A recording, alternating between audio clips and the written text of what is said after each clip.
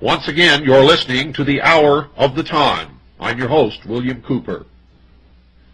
Are you one of the people who believe that everything that's happened through history is an accident? Well, listen to this, folks, and listen very carefully. Those desiring substantial evidence of the unfoldment of the great plan should follow the suggestion inscribed upon the monument to Christopher Wren in St. Paul's Cathedral and gaze about them. The rapid advancement in the social and political states of man, the increasing richness of human living, and the broadening vision toward individual and collective responsibility herald with auroral colors the rising of the Sun of Truth. There is much yet to be accomplished, but already the achievement is impressive. Even the most devout humanist cannot survey the orderly progress of the race and at the same time deny the existence of a well-integrated program. The light of the ancient Vedas is slowly but surely illuminating the whole world. The vision of man's noble destiny and the sacred sciences which made possible the realization of that vision have been guarded and served by the silent ones of the earth, the priesthoods of the sacerdotal colleges, the hierophants of the mystery schools, and the adept masters of the secret societies have been the guardians of man's noblest purpose, the perfection of his own kind. Vast organizations, industrial, political, social, and educational, have been made possible by the modern life way. These have become the molders of public opinion, feared or respected according to the measure of integrity revealed in their management. The future of human society is intimately associated with the destinies of these vast enterprises which have inherited, along with physical success, the duty, or more correctly, the privilege of world guardianship. There is every indication that the esoteric tradition will next function through that complex of vast interrelated organisms of production and distribution which now dominates human imagination. While this structure may appear to the superficial-minded as heartless and soulless, it is also the largest and most powerful potential instrument for the advancement of mankind ever yet devised. Education, science, and economics are today indivisible. They have already formed a partnership for their mutual advancement. Equipped with knowledge, skill, and the necessary physical resources, this huge combine awaits the destiny for which it was intended.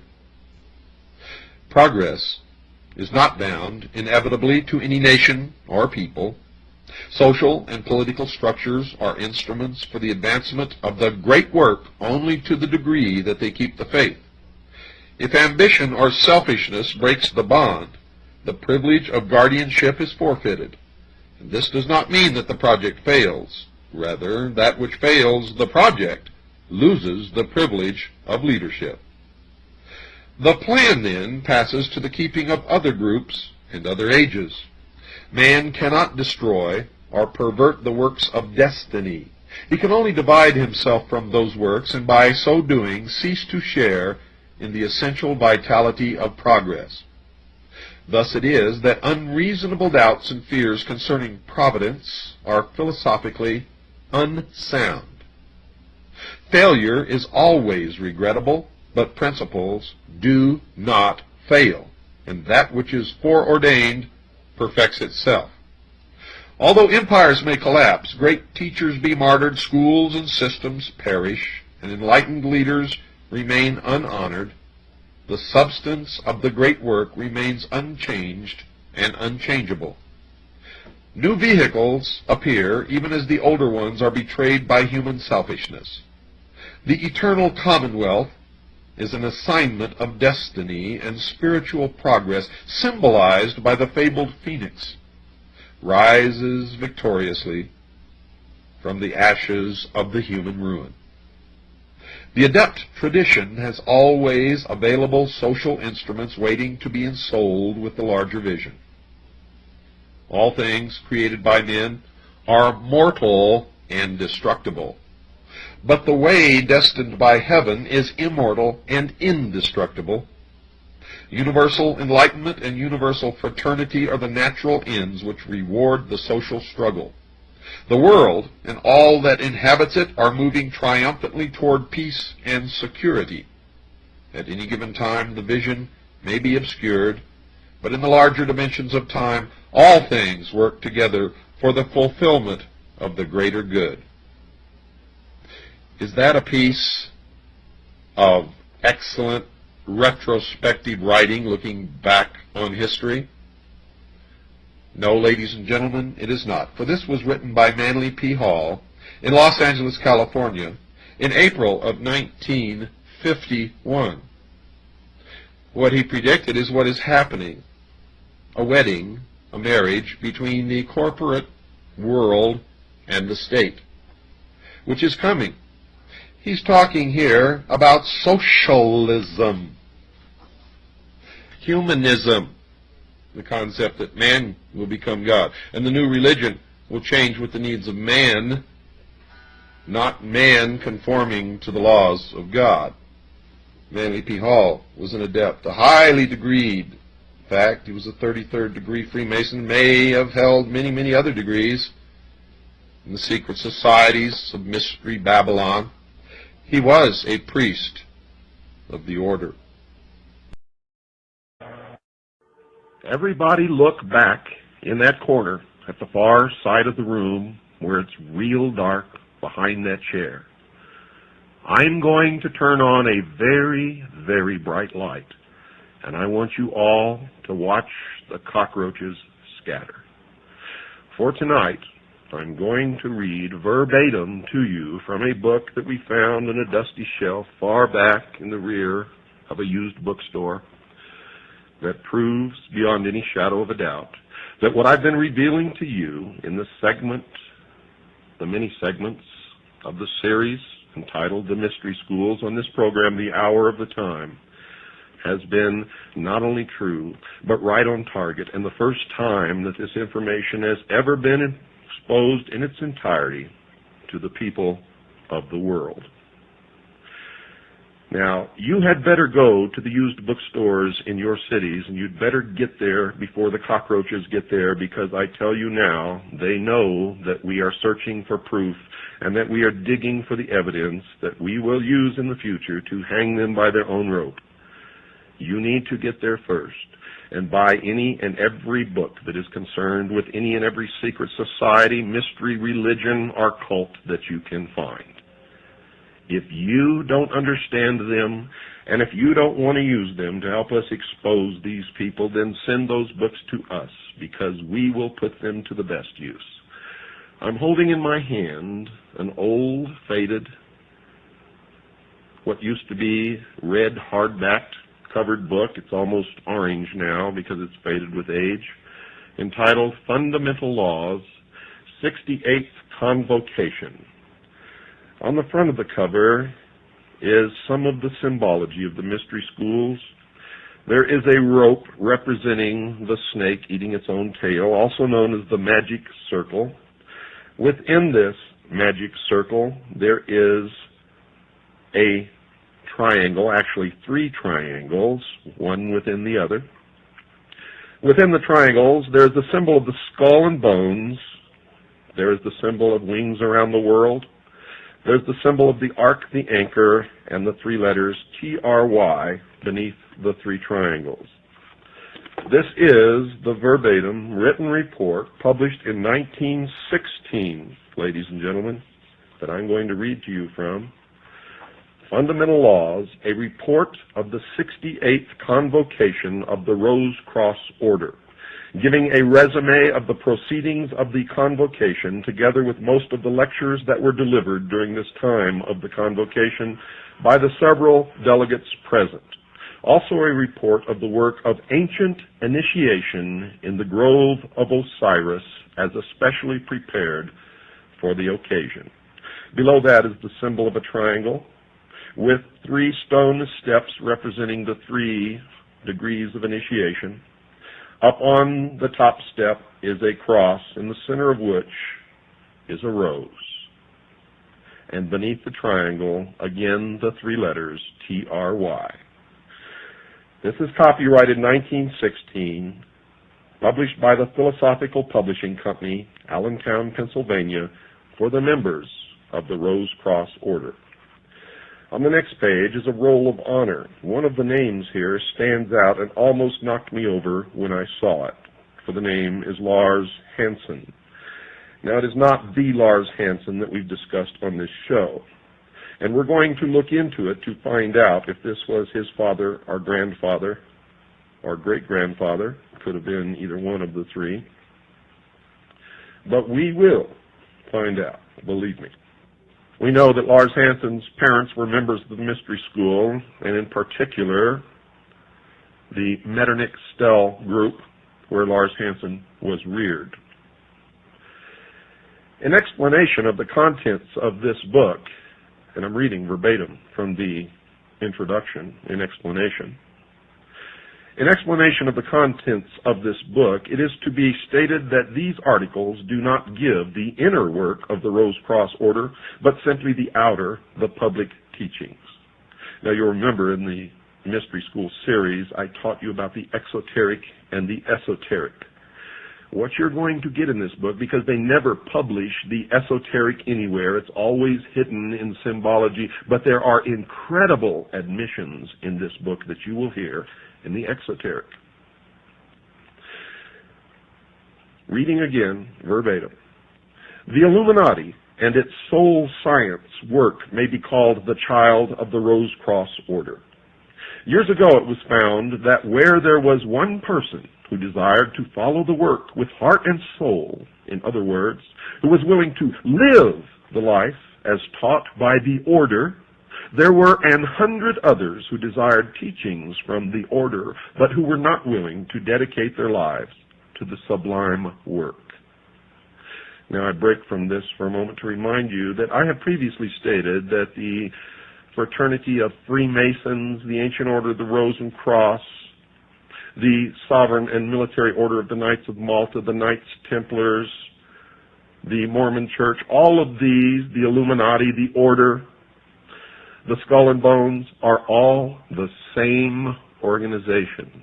And what you have just heard is the first admission of that fact, and you are going to hear more as I progress. And remember, I'm reading this right out of their own publication, a hard-bound book published by the Philosophical Society in Allentown, Pennsylvania, specifically for the Rose Cross Order. Continuing. These thousands had to be taken care of, and as a result, the Illuminati and its soul science work was born. When in April, now that's April of 1916, folks, April of 1916, remember that. When in April, the order went forth to the brethren that a sacred convocation was to be held, all delegates were requested to prepare articles on soul science so that regular lecture sessions could be held. The lectures that follow are the result. All these lectures were given in open session and are to be considered as soul science work, though in entire harmony with the teachings of the Rose Cross Order. The work of the Rose Cross Order, as given to its students, can never be published. It is a secret, sacred work between teacher and student. Let me read that again for you. It is a secret, sacred work between teacher and student. It is a soul training, an inner initiation, and such work continues until the student has reached initiation, after which he is called upon to attend a convocation, and at which time the degree work is conferred upon him. But the inner work always precedes the outer work, as the outer work is only a bond binding together the brotherhood. Thus a word in explanation. Many, having heard of the great order and its work, and actually knowing nothing of its inner work, have ignorantly or with fraudulent intent established so-called Rose-Cross bodies. And these bodies, knowing nothing of the true work of the Rose-Cross, have nothing but a ritualistic, initiatory, rite or degree work. We would refer all seekers to authorities on the Rose-Cross and on initiation, and they will then find that the true Rose-Cross is actually a school of spirituality with a degree ceremonial initiation as the climax. And this is signed by the Hierophant of the order. In the preface, early in the summer, instructions were received from the hierarchies to call the inner circle of the Rose-Cross order into session, and thus to fitly celebrate the 68th year of the Rose-Cross order in America. Orders were immediately issued to those who have the privilege of attending this convocation, and on June the 1st, 1916, the convocation was called to order and the preliminary lectures were started. Convocation, all delegates were instructed to prepare and to deliver articles which should have a bearing on the conditions of the present day and which should be the means of helping humanity. However, because of the limited amount of time at the disposal of those who could attend, only a few were enabled to prepare such lectures, with the results that there were not as many lectures delivered as might have been had the delegates had more time at their disposal. But even so, there were from 2 to 3 lectures each day, and most of these lectures will be found in this present volume, though many of the lectures cannot be given in book form, as they were only delivered as from teacher to those of the inner circle. From the beginning of the month until the day of the 13th, there were lectures in the Assembly Hall, which had been built in 1910 for the express purpose of holding these yearly convocations. But on the 13th, there were no lectures, as all of the day was required for making the preparations necessary in order that the ancient mysteries might be given to the delegates in a form of symbolism consisting of 3 degrees. I can do no better than to give the article prepared by Grace K. Morey of Buffalo, New York, the secretary of the Rose-Cross Sacred College for the Buffalo, New York papers, and which appeared in the Buffalo Express, July 16th, 1916. This is entitled Ancient Mysteries of Egypt Given in an Initiation of 3 Degrees.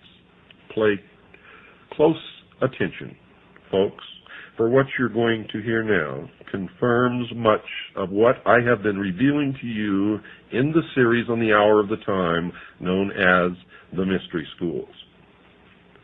Quoting from the book once again, under the authority of the Rose-Cross Order founded in America in 1858, prominent delegates of the order were gathered in the most remarkable conclave held during the last 5,000 years, the publication of whose records now opens to the world the connection of Egypt in her ages of true religion, power, and glory with the mystic seal of the United States, whose heraldic symbolism declaring the mighty destiny of America has until now only been known to a limited number.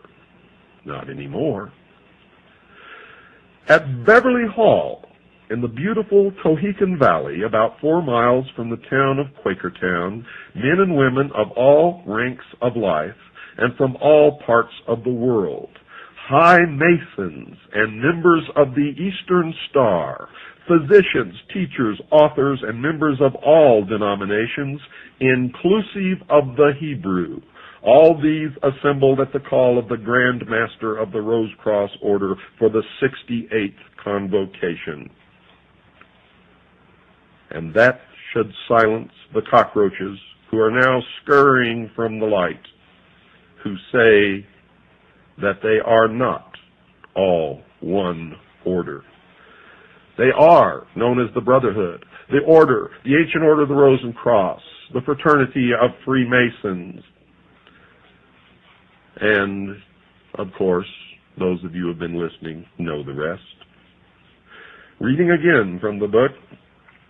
Some years ago, R. Swinburne Clymer, author of The Philosophy of Fire, Ancient Mystic Oriental Masonry, The Rosicrucians, Their Teachings, Mysteries of Osiris, Soul Science and Immortality, and over 30 other works, bought a mountainous tract of land, and on this was built, quote, Beverly Hall, unquote.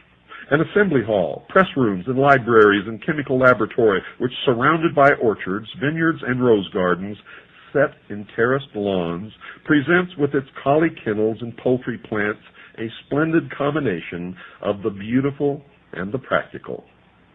To this has been added the mystic, for in a secluded and wooded tract of 50 acres of this land, an artificial lake was made from a mountain stream, a throne room erected, and other improvements made which would be needed for the initiation of neophytes in the Egyptian mysteries. The convocation was called to order on June 1st in the Assembly Hall, built over 5 years ago for that purpose, and the delivery of a series of lectures upon practical as well as mystical subjects began and continued until the close of the convocation. The delegates and teachers presented the lectures, which were followed by discussions upon the subjects of eugenics, scientific motherhood, code of ethics for the schools and home, spiritual Christianity, that's a joke, personal hygiene, diet and health, sin, authority and individuality, Jacob's ladder, initiation, reincarnation, soul development, the second coming of the Christ, and the mystic significance of the seal of the United States. In the time of Solomon, as in the time of the Egyptian priesthood, no ceremony was ever held unless the circle of Solomon, commonly called the sacred seal of Solomon, had been previously prepared. But since the fall of Egypt and of the Temple of Solomon, this seal has been practically unknown, except to a limited number of students of ancient religions and mysteries. Folks, the seal of Solomon is not the six-pointed star which is on the flag of Israel. It is not the seal of David or the Star of David. It is not the seal of Solomon, as you will soon discover. During the first week in June, in the Grove, especially prepared for the dramatization of the ancient mysteries of Osiris, the seal of Solomon, often called the Magic Circle, was especially built, and on June 11th, the dedication of the Magic Circle took place in the presence of the delegates of the Rose Cross Order, some of whom were natives of Germany, England, and Russia. This was in accordance with the system as practiced by the ancient priests of Egypt and the Sanhedrin of the Temple of Solomon. On the night of June 13th, the first session of the class, including those of the order taking part in the initiation, assembled in the Grove of Osiris, which was illuminated by electricity from a central powerhouse especially prepared for the purpose and the initiation of the ancient mysteries of Egypt in 3 degrees and 6 scenes. All students of the ancient mysteries and religions know that in the Temple of Solomon there were 3 courts. The outer court for the people being composed of 700 selected teachers and leaders. These were members of the first degree, Illuminati called also seekers, travelers, or soldiers. The middle court, or members of the second degree, were 70 in number and were supposed to be in the hall of meditation and acted as mediators between the people and the inner sanctuary. Above all was the inner court, or circle of the 7 priests and the master or high priest, who were the teachers between God and man, mediators between the seen and the unseen. In the Egyptian mysteries, the first court was made up of the royal youth of Egypt, and such students from foreign countries as desired to enter the temple and priesthood, and these during probation were often known as, quote, soldiers of the priesthood, unquote, as it was their duty while undergoing the preliminary training and tests to guard the priesthood and its work even to the death. The second class, corresponding to a second degree, were those who had passed this test, and who were in the hall of meditation and purification in preparation for the first vows and the dedication of the body, mind, soul, and spirit to God and the service of mankind. The third class, called the third degree, were those who had passed with credit the tests of the first degree, the purification of the second, as well as the various stages of development required of all students in the halls of meditation. In the royal third degree, which took place in the temple, the neophyte received the final instruction. After this came the final test in the beautiful ceremony of the death of the old life, the giving up of the body and its temptations, and the raising of the slain Osiris, our spiritual body, by his faithful spouse Isis, the soul, with the final illumination.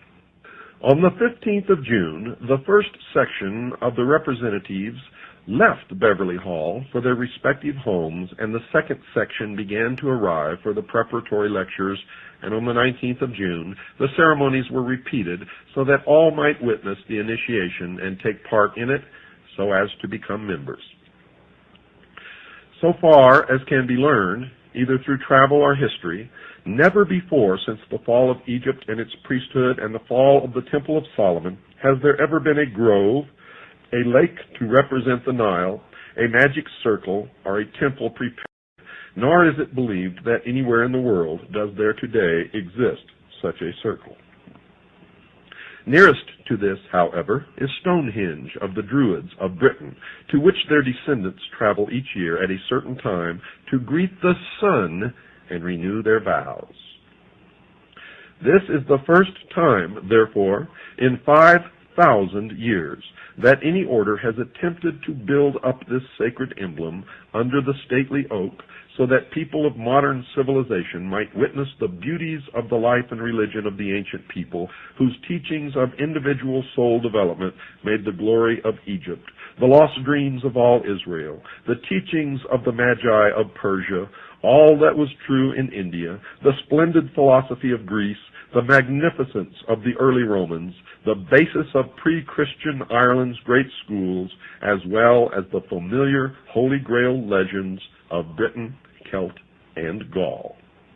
In this light of brotherhood of man and fatherhood of God was founded this great republic foretold by Virgil, upon whose seal is set the Egyptian pyramid, completed by the white stone of spiritual purification as the crown of the ages. In the winter, far beneath the snow, lies a seed that with the sun's love becomes the rose. Only those of you who have listened to the full series of broadcasts on the hour of the time of the mystery schools will understand exactly what that means. And you will know and have an entirely different understanding of that song, which is beautiful, to say the least, but does not convey the message that many of you have always thought you heard. You see, the mystery schools speak to each other in symbology, in a symbolic language that they have learned to use over the millennia to hide their real secrets, their real intent, their real work, which has always been from the beginning to reestablish on this earth an ancient government ruled by a council of wise men, a benevolent despotism, a one-world totalitarian socialist government. Don't ever forget that, folks. If you love being free, the New World Order utopia is not for you, and it certainly is not for me. Continuing now from the book entitled Fundamental Laws, the publication of a report of the 68th Convocation of the Rose Cross Order, during which they admit the existence of the Illuminati, they admit the existence of the Order, they admit the existence of the Brotherhood, they admit that all of these secret organizations, including Freemasonry, are all the same organization, all working toward the same goal. An incredible admission printed in their own publication, a hardbound book found up on a dusty shelf way back in the rear corner of an old used bookstore.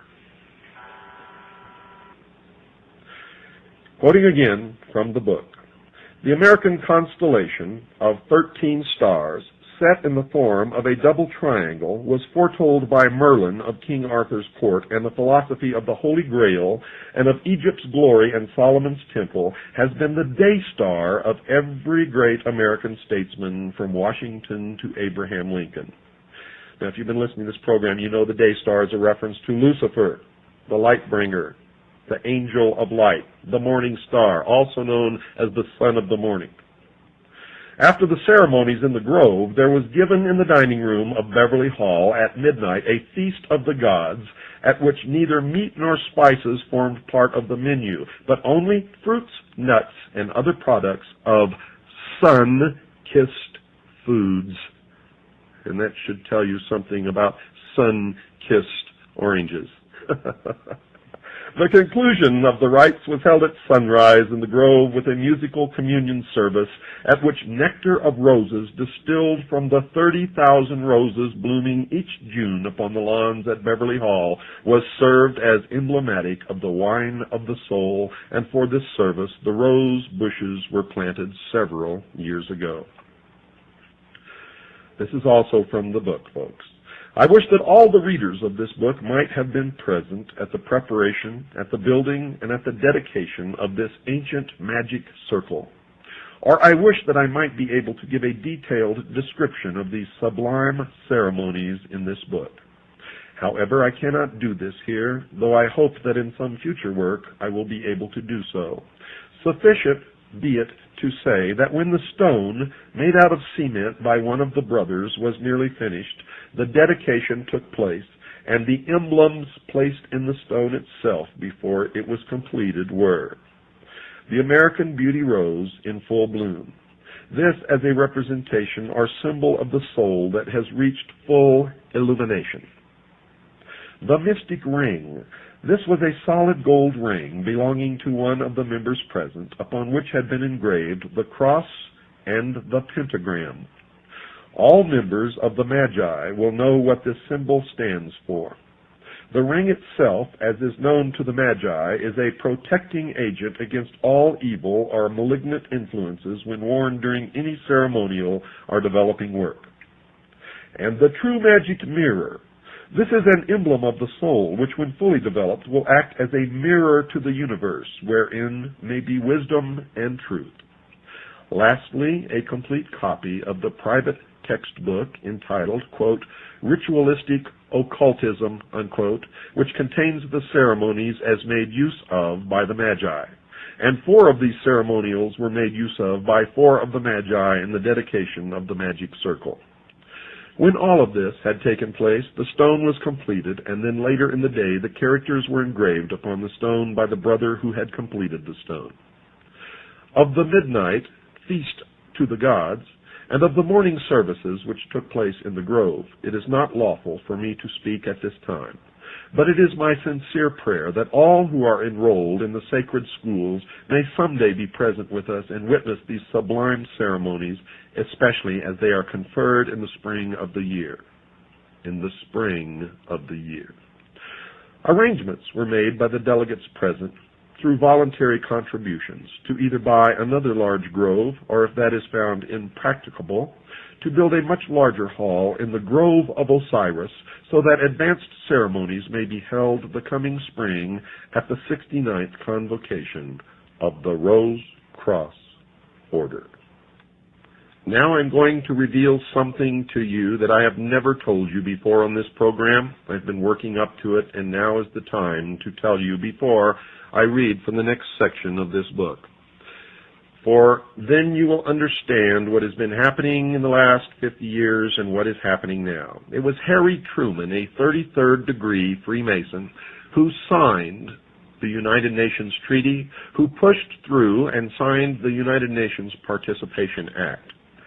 It was also Harry Truman, a 33rd degree Freemason, operating in concert with Wild Bill Donovan, the head of the OSS, a member of the Sovereign and Military Order of the Knights of Malta and of the Order of the Knights Templar, who created the National Security Act, pushed it through Congress.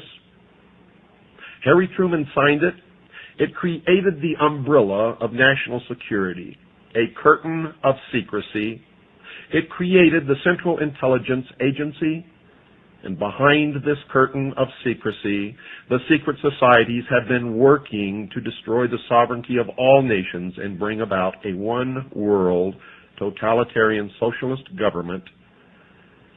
And folks, all of the bugaboo enemies that you've been afraid of all your life were never enemies at all. For these were deceptions, manipulations. The only enemy, folks, that the people of the world have ever had is right here in this country, down at the corner in your town, in the temple that has no windows. And now, reading again from the book, the report from the 68th Convocation of the Order of the Rose Cross. Introduction to the Great Seal. It is rather a strange and an unknown thing for one to write an introduction to a single chapter appearing in a book, but the conditions are so unusual as to warrant it. More than a year ago, Grace K. Morey, the author of the article, The Great Seal of the United States and Its Mystic Significance, prepared a sketch for a short primer of the Illuminati teachings. And in this sketch, as will be shown by the drawings, it was brought out that man is not only a threefold being, but that he is actually a fourfold being as well.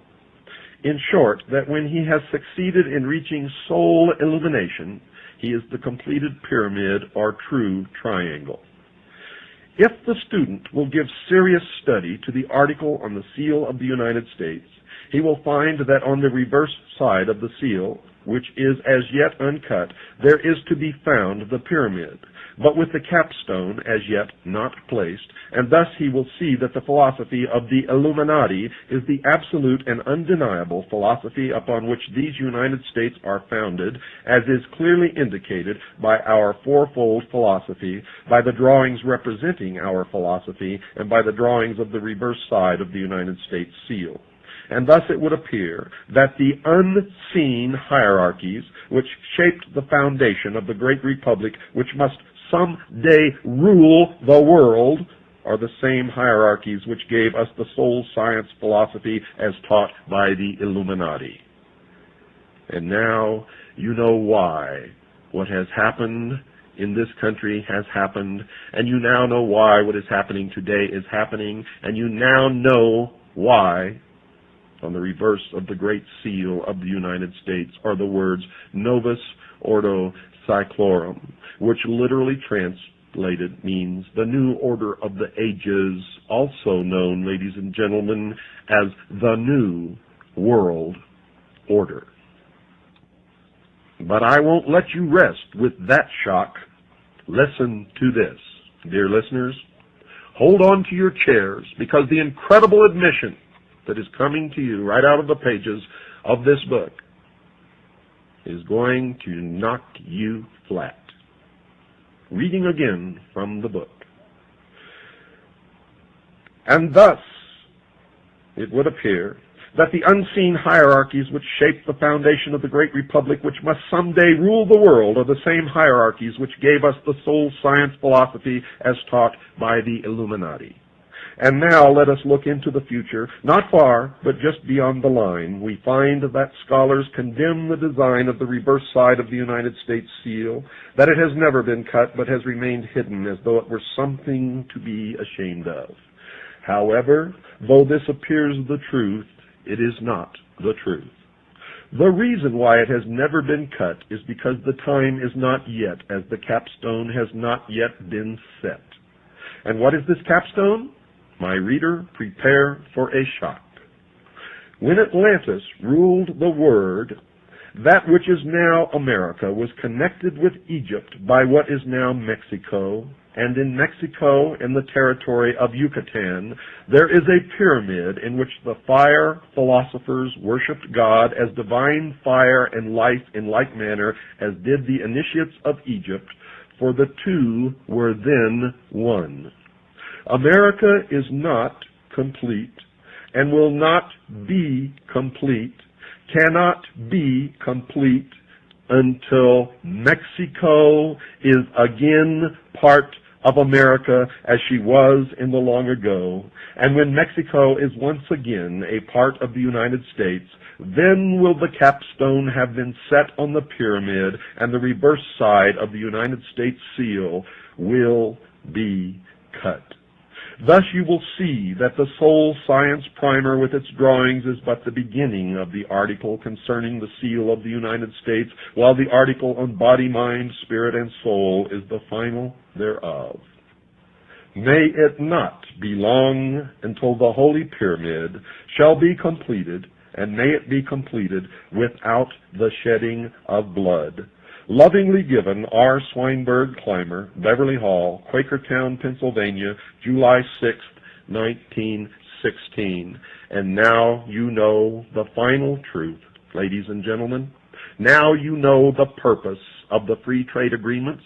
Now you know the purpose of GATT and NAFTA. Now you know where we're headed. Now you know that the middle class in this country is doomed. Now you know that the New World Order is being brought about by the intelligence community and the secret societies whose headquarters are in the United States of America, just 13 blocks from the White House. Now you know, in the incredible admissions in their own writing in this book published by the Ancient Order of the Rose and Cross, now you know that the Illuminati is real, that Freemasonry is a part of the Illuminati, that the Rose and Cross is a part of the Illuminati, that they are also called the Order, the Brotherhood, that they also consist of the Knights Templars, they also consist of the Knights of Malta, and all of the other secret societies whose organizational structure is in the shape of a pyramid, with a few at the top who really know what the great work and the great plan is, and a whole bunch of slathering idiots thirsting after the secrets on the bottom who will never, ever know anything. Are the cockroaches scattering? If this broadcast doesn't do it, nothing will. If this doesn't wake you up, ladies and gentlemen, nothing will. If you don't understand now the 18 hours of the series that I've aired on the mystery schools, you will never understand it now or in the future. If you don't know where we're headed now, then you never will. If you are not concerned now, then you have already placed the chains upon your ankles and you have already watched freedom fly. If this broadcast does not do it, nothing will. This is the last voice of freedom. This is the only revelatory media source in the world today. The hour of the time is the only outlet for truth left upon this earth. Ladies and gentlemen, what you have heard tonight is the final parting of the curtain. It is the opening of the last door that was to be opened. It is the final understanding of where we have been, where we are at, and where we are going. It is the light. It is the illumination in the darkest corners. You are looking at the forbidden fruit. You have heard tonight what you were never to hear, what has been forbidden for thousands of years. You now know what the great work is. You now know who is bringing it about. You too can find this book if you search hard enough in the incredible admissions that are contained within it. Will give you the ammunition and the armor to march out here on the battlefield with me and many others who are trying to stop what is coming. Remember what Mr. Swinburne said at the end of his article, and I'll read that to you again. May it not be long until the Holy Pyramid shall be completed, and may it be completed without the shedding of blood. Lovingly given, R. Swinburne, Clymer, Beverly Hall, Quakertown, Pennsylvania, July 6th, 1916. And I am telling you now, their goal is to destroy all other religions save theirs, destroy all existing nation-states save theirs, and shackle the mob, and that is you. Good night, dear listeners, and God bless you.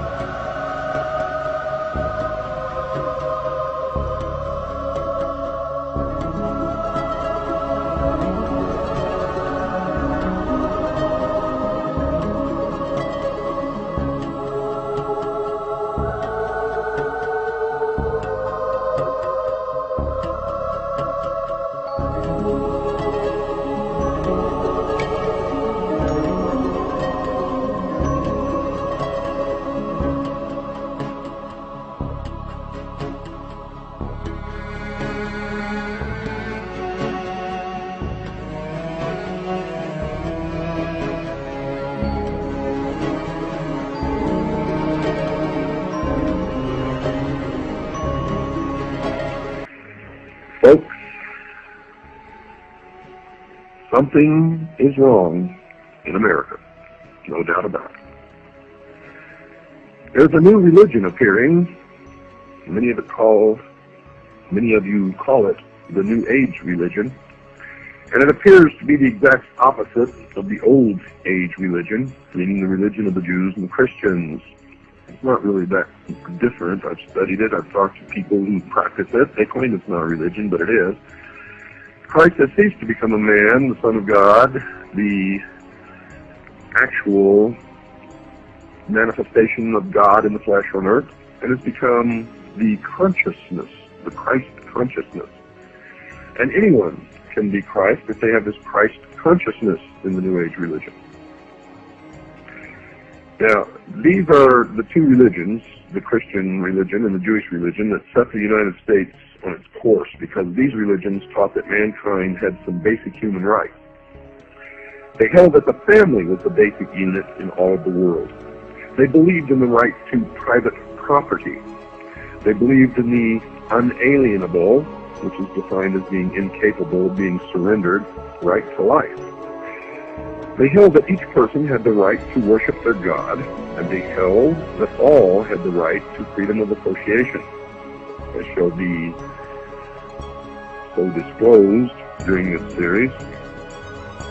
These positions were deemed to be self-evident by those who wrote the American Declaration of Independence and the Constitution, and became the cornerstones of the American civilization. The term self-evident, folks, means that these human rights were not worthy of debate because they stood on their own simply because they were true. They could not be debated because they were creator endowed by God. Yet, folks, today these cornerstones of American life are no longer self-evident to many. They're being publicly discussed. People and organizations are now debating whether an individual has the basic human rights to life, liberty, and property. There's a great danger in this.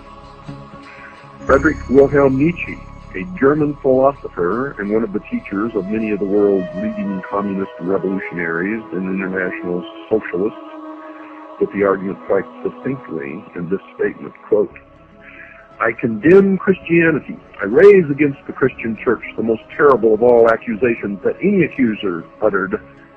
It is to me the highest conceivable corruption," unquote. Remember, the priests, the initiates of the mystery schools, believe that Christianity is a corruption of the mysteries, the worship of Lucifer, represented by the sun, the light, Osiris. Tex Mars, an author who has written in opposition to the New Age, wrote this about their hatred of the Christians, quote, "The New Age believer is told, you could be a god and the next instant if only those horrible Christians weren't around with their poisonous attitudes, unquote. That thought was illustrated by another of the important New Agers, David Spangler, who wrote this in his book entitled Reflections on the Christ. Quote, "We can take all the scriptures and all the teachings and all the tablets and all the laws and all the marshmallows and have a jolly good bonfire and marshmallow roast because that is all they are worth," unquote.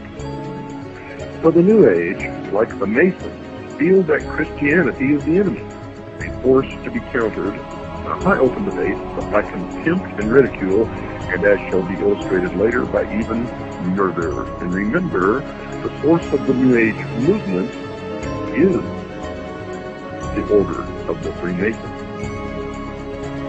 Other parties wish to join the debate. In 1911, the Socialist Party of Great Britain published a pamphlet entitled Socialism in Religion, in which they placed their position about religion into the arena. Quote, "It is therefore a profound truth that socialism is the natural enemy of religion. A Christian socialist is in fact an anti-socialist. Christianity is the antithesis of socialism," unquote. So the socialists, the New Ager, and the Masons have declared war on the Christians. And as in every war, the enemy must be defeated even by bloodshed if necessary. This war has deep roots in history, and I will cover those roots so that you will understand it perfectly where this came from. This war is no different. Bloodshed is anticipated by all parties in the battle. Betty Lafferty and Bud Hollowell, two New Agers, started the discussion about how their religion sanctions the use of violence against the Christian community. They wrote the following in their book entitled The Eternal Dance.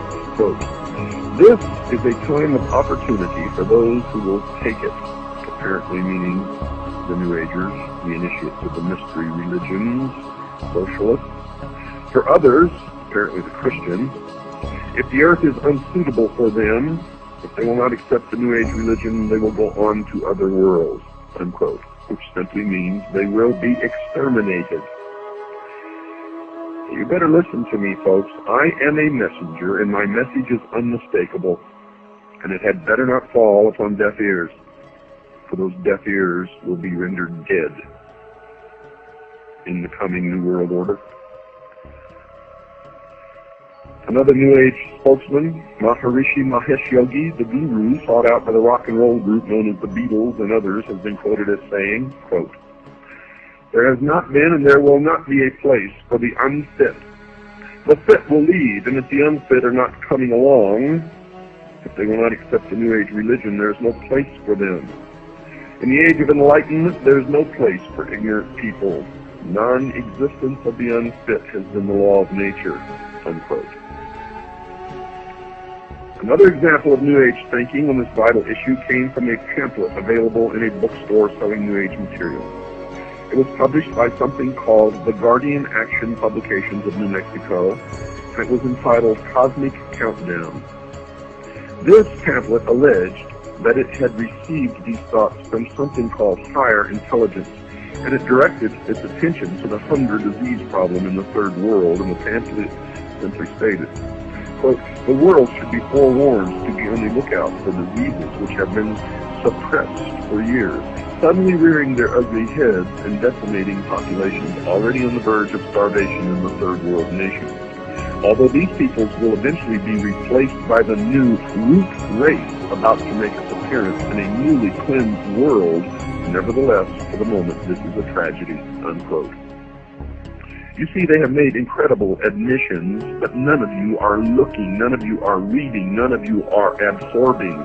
In fact, most of you are so stupid that you think that the only thing you should read is what you personally believe in or agree with. How can you exist in this world ignorant of the opinions and the writings and the thoughts of everyone else, including your enemies? The words reveal an incredible scenario.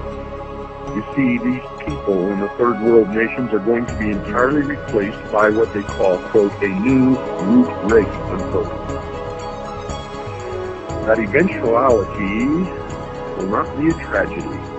The tragedy is that these people are dying now due to starvation and disease, but when they die later or they're all gone and they're replaced by the new root race, that won't be a tragedy.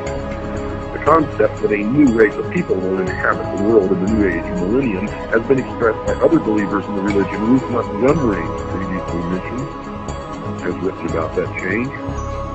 Quote, those who survive the shift will be a different type of people from those in physical form today, freed from strife and hatred, longing to be of service to the whole of mankind.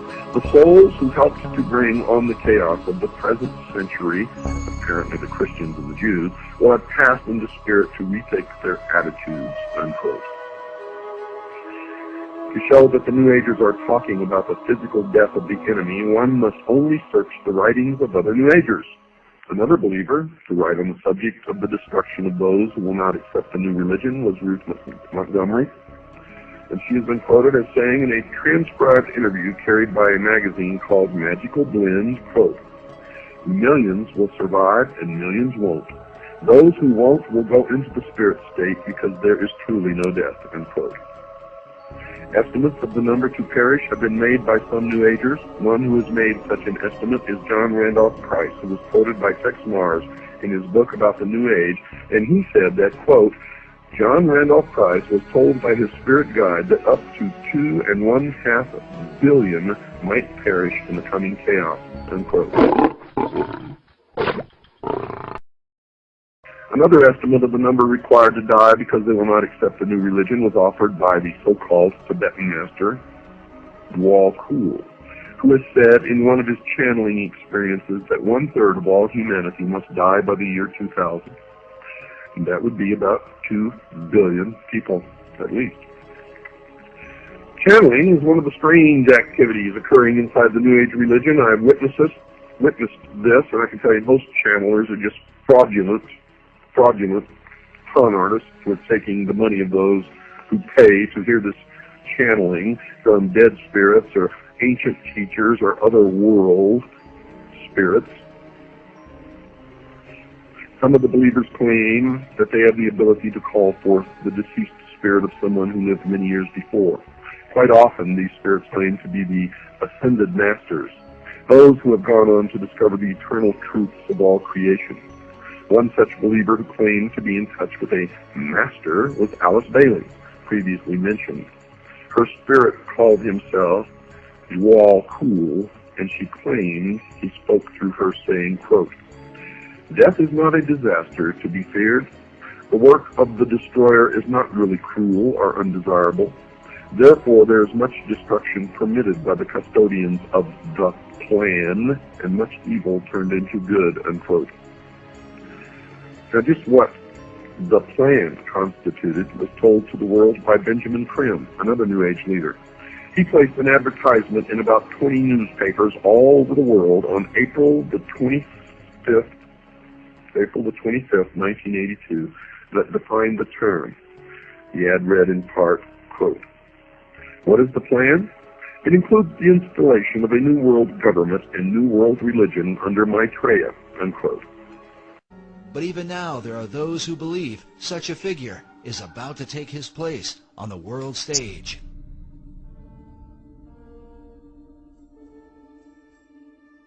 In 1982, an English painter named Benjamin Creme took out full-page ads in newspapers around the world declaring the Christ is now here. For more than 20 years now, Creme has traveled the world telling all nations that the Christ, whom he calls Maitreya, is about to appear. Maitreya is standing by, ready to come into the world at any moment. We caught up with Mr. Creme in August of 2006, as he had just come from speaking to an independent group at the United Nations. He had this to say to America. It's the duty of the American people to respond to Maitreya and to accept their destiny. But perhaps the most startling example of the teachings of this new religion came from the pen of Barbara Marx Hubbard, one of their most articulate writers, and she wrote in her book entitled Happy Birthday, Planet Earth, quote, the choice is, do you wish to become a natural Christ, a universal human, or do you wish to die? People will either change or die. That is the choice, unquote. So the people of the world will be given a choice. They will choose to accept the new religion, or they will choose to die. The battle lines are drawn. Choices will have to be made. I have made my choice. What is yours? Some of the leading socialists of the past have shown that they too have chosen up sides. One such individual was Adolf Hitler, the head of the German government during World War II, who held no conviction that the murder of over 50 million people during that war was wrong. He considered himself to be an agent of this unseen God in reducing the population of people that he held to be undesirable. He wrote, quote, I have the right to exterminate millions of individuals of inferior races which multiply like vermin, unquote. And he did what he considered acceptable inside his religion. Those who did not believe in his new religion had no choice, and they perished. The evidence that Adolf Hitler was a New Ager will be presented later in this series. Another of the leading spokesmen for the socialist position was George Bernard Shaw, a well-known writer during his day. He wrote a book entitled The Intelligent Woman's Guide to Socialism, in which he stated, quote, I also made it quite clear that socialism means equality of income or nothing, and under socialism you would not be allowed to be poor. You would be forcibly fed, clothed, lodged, taught, and employed whether you like it or not, whether you're useful or not, even if it were discovered that you had not the character and industry enough to be worth all this trouble. You might be executed in a kindly manner, but whilst you were permitted to live, you would have to live well, unquote. Socialism is the greatest perversion, deception, and lie that has ever existed on the face of this earth, and has brought nothing but misery, death, poverty to people who have been subjected to its cruelties. The Masonic writer Albert Pike placed the Masonic order into the discussion when he wrote this in his book Morals and Dogma. Quote, it is not true to say that one man, however little, must not be sacrificed to another, however great, to a majority or to all men. That is not only a fallacy, but a most dangerous one. Often one man, and many men, must be sacrificed to the ordinary sense of the term to the interest of the many. The interest and even the life of one man must often be sacrificed to the interest and welfare of his country, unquote. The religious view is that the sacrifice of one life for the interest of the many is murder. And those who believe in the God of the Bible are told not to commit this act. The commandment against this practice is contained in Exodus 20, verse 13 of the Old Testament, and in Matthew 5, verse 21 in the New. And is simply expressed in these simple words, quote, thou shalt not kill, unquote. The principle is easy to understand. No person has the right to take the life of another. This understanding is nearly worldwide. There are, of course, cultures that have determined that human sacrifice, cannibalism, and murder are acceptable forms of behavior, but these are rare in the history of man. But here we are being exposed to a whole new religious view, one growing daily in size and stature that openly advocates the wholesale slaughter of entire races of people. Adam Weishaupt, the founder of the Bavarian branch of the Illuminati, has also endorsed this new conviction that murder was not improper by including it in the initiation ceremony into the order. He has his initiator tell the initiate, quote, behold our secret. If in order to destroy all Christianity, all religion, we have pretended to have the sole true religion, remember that the end justifies the means, and that the wise ought to take all the means to do good which the wicked take to do evil. Unquote. The initiate was told that he may use whatever means, murder included, to achieve the goals of the association that he was joining, and that the major goal of the Illuminati was the destruction of all religion, including Christianity. That meant that if Christians physically stood in the way, they would be removed by simply murdering them. Weishaupt even went so far as to say that anyone anyone not willing to take the life of another was unfit to join the Illuminati. He wrote the following in a letter to a fellow member in 1778, quote, "No man is fit for our order who is not ready to go to every length," unquote. Weishaupt wrote that again, this time using different words, quote, "This can be done in no other way but by secret associations, which will, by degrees, and in silence, possess themselves of the government of the states and make use of those means for this purpose which the wicked use for attaining base ends," unquote. Now Weishaupt, folks, was aware of the enormous power of government, and he desired its power for his members. He committed his organization to its infiltration. Then he committed it to unspeakable purposes, anything that would further the goal of the Illuminati. He even went on to grant permission to his members to distort the truth by lying if it would further their goals. He wrote this, quote, "There must not a single purpose ever come in sight that may betray our aims against religion and the state. One must speak sometimes one way and sometimes another, but so as never to contradict ourselves, and so that with respect to our true way of thinking we may be impenetrable," unquote. And you wonder why politicians continually lie, continually break their promises, and no matter who you elect, Republican or Democrat, it doesn't make any difference.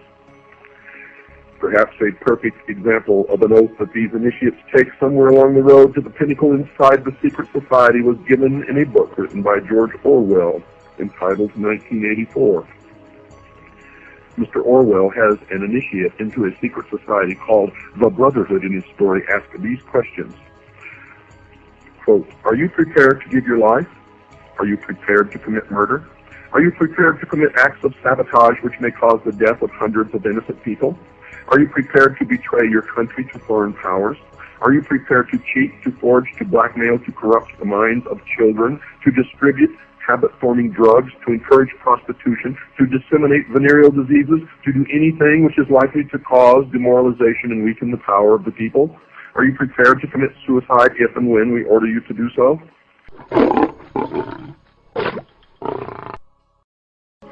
This, folks, is an example of the philosophy that the ends justify the means. The initiate should do as he was required as long as the act benefited the brotherhood. There is no morality under such an oath. So murder of the unfit, those unwilling to adopt the new religion, will be acceptable, and those who do the annihilating are to feel no remorse. In the view of the New Age religion, the murderers have served mankind well. But this callous disregard for the right to life of every human on the face of the earth has been predicted before in the New Testament. John was moved to write in John chapter 6, verse 12, quote, "Yea, the time cometh, that whosoever killeth you will think that he doeth God's service," unquote. The New World Order, ladies and gentlemen, will sail in on a sea of blood. Don't forget, folks, Monday, March 15th, 8 p.m. to 11, Lafayette Hotel, 2223 El Cajon Boulevard in San Diego. That's Monday, March 15th. I'll be there from 8 to 11, the Lafayette Hotel, 2223 El Cajon Boulevard, San Diego. We're going to present a lecture with quite a bit of videotape entitled The Sacrifice King, and prove to you once and for all beyond any shadow of a doubt that John F. Kennedy was not killed by our government, but by the mystery schools, specifically the branch known as the Scottish Rite of Freemasonry. You will see the missing frames, the footage of the Zapruder film that the public has never been allowed to see before. You'll see it with your own eyes. You're going to see and hear things that are going to stretch the bounds of credibility, stretch your imagination. But it will all become clear to you. You will have no doubts when you walk out at the end exactly who killed Kennedy and why. Well, let's continue here. The New Age religion, folks, is going to have a worldwide leader. A charismatic political and religious leader that they call Lord Maitreya. At least so far, that's who they call him, or that's what they call him. This individual, as far as I know, has not made his public appearance yet, but the New Agers claim that he is on the earth at the present time. They claim that he came to live with the Asian community in East London, England, in July 1977 by descending from his ancient retreat in the Himalaya Mountains along the border of India and Tibet. They further believe that his imminent emergence into full public view is assured. They also claim that this individual is the one that the Christians call Christ, the Jews call the Messiah, the Buddhists call the fifth Buddha, the Hindus call Krishna, and the Muslims call the Imam Mahdi. In other words, all of the major religions of the world are awaiting the arrival of this one individual. It is their claim that this one individual living now in London is the one expected by all of these religions. However, when we search London with a fine-tooth comb, we can find no trace of any living individual named Maitreya or fitting this description, or recognized as this religious leader. Isn't that strange? And they say that he is on the earth now, patiently waiting for the appointed time to reveal his existence to the peoples of the world. They say that he will apparently assume the leadership of all of these religions, and when he does, he will create a one-world religion. The New Agers have written that in the esoteric tradition previously defined as being intended for or understood by only a chosen few as an inner group of disciples or initiates, in other words, the esoteric means hidden. They claim that the word Christ is not the name of an individual, but the name of an office or function within the spiritual hierarchy of masters. They claim that the masters are a group of perfected men who have guided human evolution from behind the scenes for centuries, and they believe that this Lord Maitreya is that Christ. Your Manly P. Hall has written of this individual by identifying him as, quote, the way, the truth, and the life, which coming to every life redeems all who accept it, unquote. Tex Mars has quoted this individual as saying, quote, my army is ready for battle, my masters of wisdom and myself at the head. That battle will be fought for the continuance of man on this earth. Rest assured that my army shall triumph, unquote. Well, it appears that the battle to be fought between the followers of Lord Maitreya and the rest of humanity is still in the future. But at least one of the participants has an army already prepared. How about you? One who claims to have seen the birth in a vision of someone who seems to fulfill the requirements of this Maitreya was astrologer Jean Dixon. Her major claim to being a prophet is her prediction, reportedly made before the event of the assassination of President John Kennedy in 1963. However, her credentials were dealt a serious blow in 1968 when she also prophesied that the Soviet Union would be the first to put a man on the moon. Another of her prophecies was that the Republican Party would be victorious in 1968. And it was with the election of Richard Nixon, a Republican. But she also predicted that within the following decade, 1970 to 1979, the two-party system, as we have known it, will vanish from the American scene. She further predicted that Richard M. Nixon had excellent vibrations for the good of America and would serve the country well. So you can see that she's a very accurate person from which to judge the course of the future.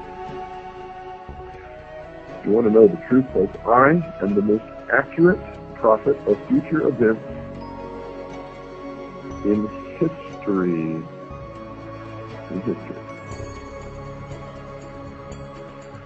Those who questioned her inability to correctly predict that America, not the Soviet Union, would become the first to place a man on the moon, and that the two-party system has not vanished from the scene, and that President Nixon apparently did not have good vibrations for this nation, and would later be removed from office by the event commonly referred to as Watergate, can only presume that she must have been given inside information about the assassination of President Kennedy, and that would account for her knowing at least in that event the true future. Secondly, one can only wonder why this non-prophet should be listened to about anything after her appalling record on prophecy, But there is reason to believe that she might have been asked to write an account of this vision of the important birth by the New Age religion, because they wanted the official imprimatur of someone commonly referred to as a prophet. In other words, folks, her prophecy might have been written to legitimize his claim to be a man-god, so that when this individual made his public appearance himself, the public would marvel at the fact that his birth had fulfilled a prophecy. But in any event, Ruth Montgomery wrote a book about her entitled The Gift of Prophecy, in which she wrote about the very revealing and intriguing vision that Jean Dixon allegedly had. Quote, "The vision, which Jean considers the most significant and soul-stirring of her life, occurred on February the 5th, 1962. She saw the brightest sun she had ever seen." Isn't it funny how that sun always pops into this sky? Now remember that reference to the sun, folks. "Stepping out of the brightness were a pharaoh and Queen Nefertiti." Remember here that these two individuals were Egyptians. And this will become significant later on. In fact, it's already significant if you've been listening to this show. The couple thrust forth a baby as if offering it to the entire world. And another interpretation, because they sprang from the sun, could be that this is Osiris and Isis and the child is Horus. And that is exactly the esoteric real interpretation, although Jeannie Dixon never said this.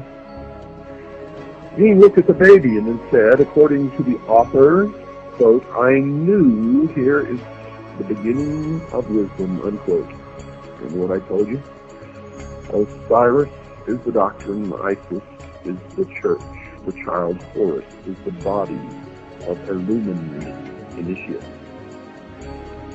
So what Ruth Montgomery wrote can be summarized as follows. A sun deity gives the world a child from Egypt who possesses enormous wisdom, and this event allegedly took place on February the 5th, 1962. The interpretation of these symbols have already been discussed and will continue to be discussed during this series, and the significance will be plain to all. Jean then says, quote, "A child born somewhere in the Middle East shortly after..."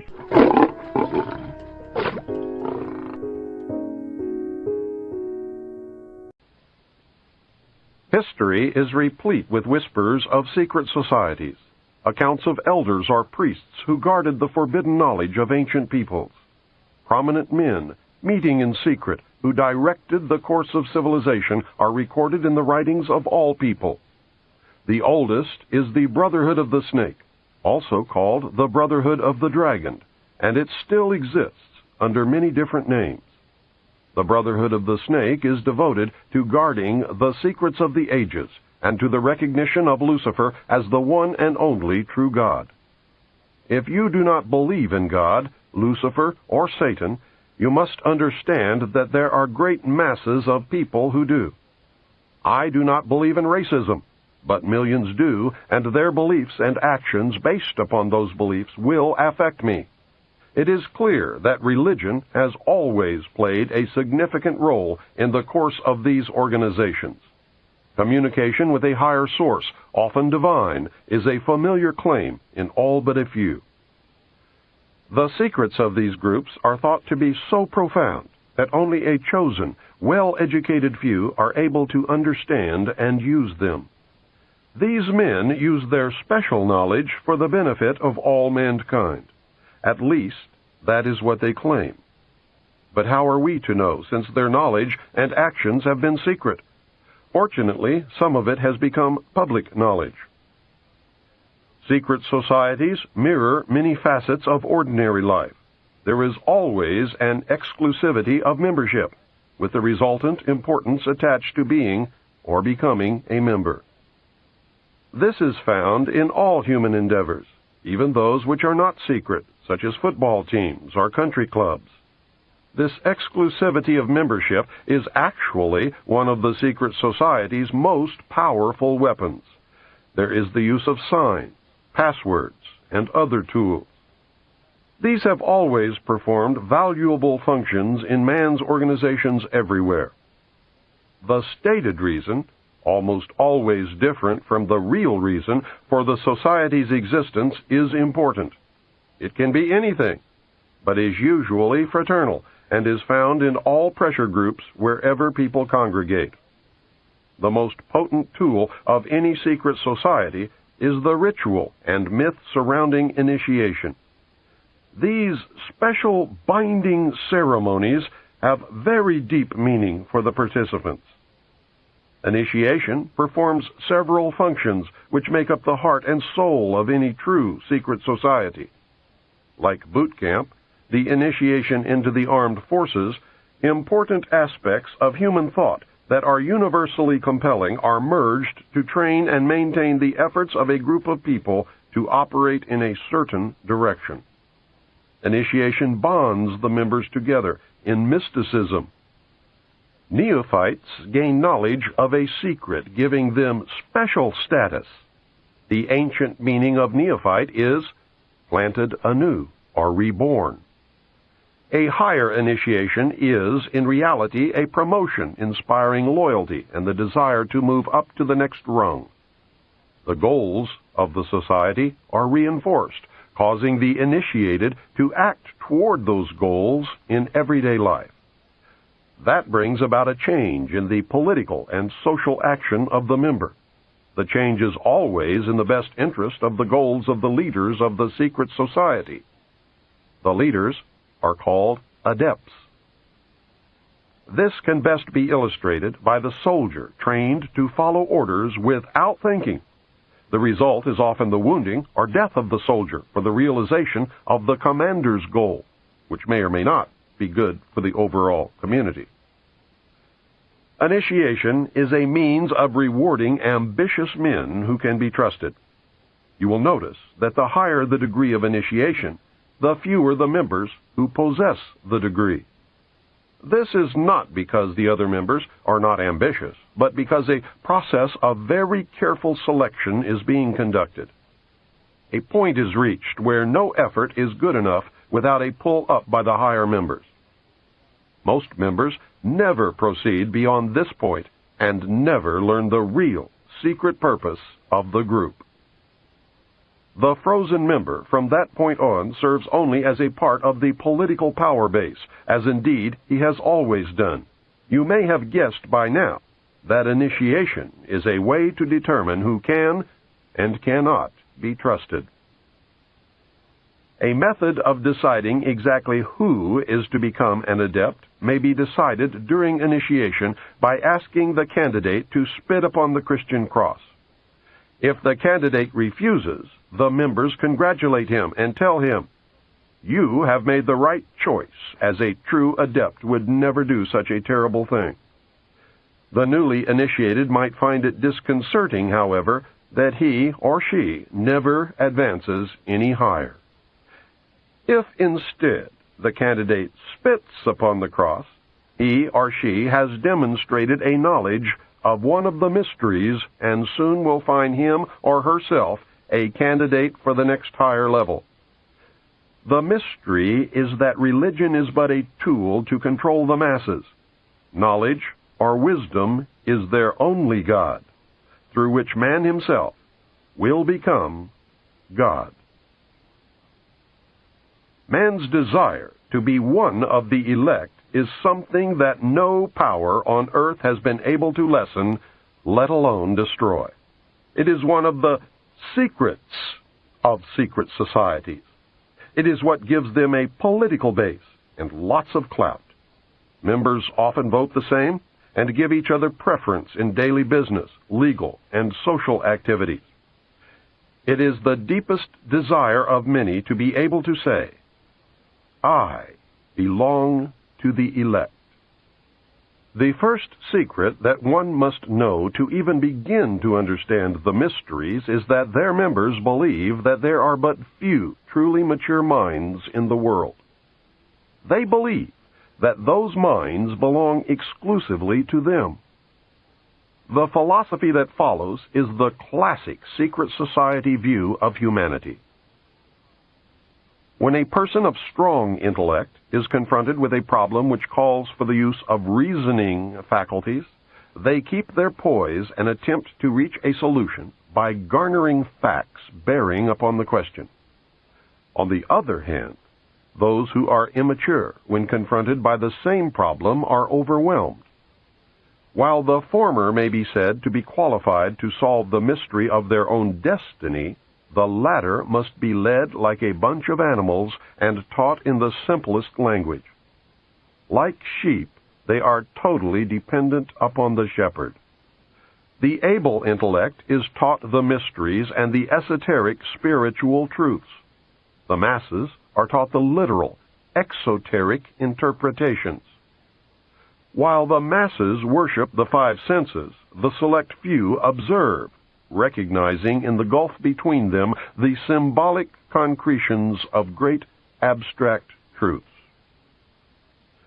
The elect are given knowledge of the mysteries and are illumined, and are thus known as the Illuminati, or the illuminated ones, the guardians of the secrets of the ages.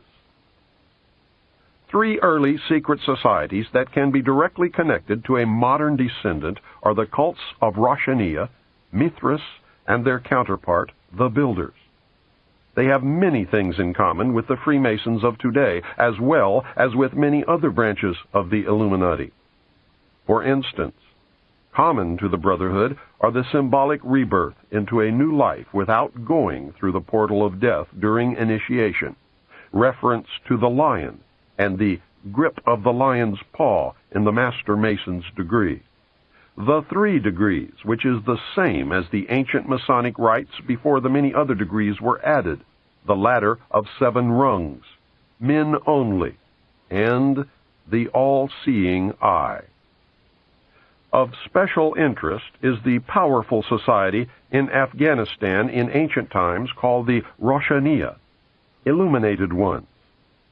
There are actually references to this mystical cult going back through history to the House of Wisdom at Cairo.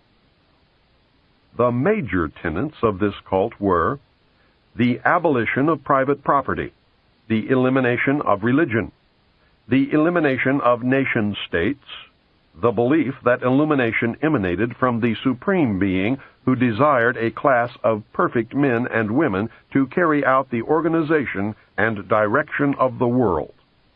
Belief in a plan to reshape the social system of the world by first taking control of individual countries one by one, and the belief that after reaching the 4th degree, one could communicate directly with the unknown supervisors who had imparted knowledge to initiates throughout the ages.